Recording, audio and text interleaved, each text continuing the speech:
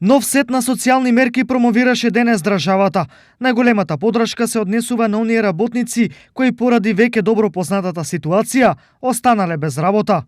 На лицата кои останале без работа или биле дел од неформалната економија, има возможуваме брз влез во системот на социјална заштита, преку остварувањето на правото на минимална гарантирана помош.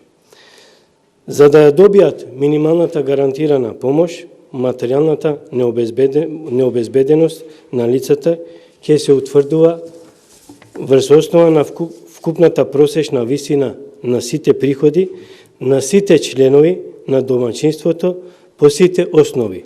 Дополнителни пари ќе има и за примателите на социјална помош. За поддршка на постоечките корисници во системот на социјална заштита, тие ќе добијат дополнителна исплата на енергенски додаток за месеците април и мај. Тоа се околу 30.000 корисници кои ќе добијат износ од по 1.000 денари за месец април и мај. Со новите мерки се опфатени околу 17.000 ученици кои примаат месечен образовен додаток од 700 денари за основци и 1.000 денари за средношколци.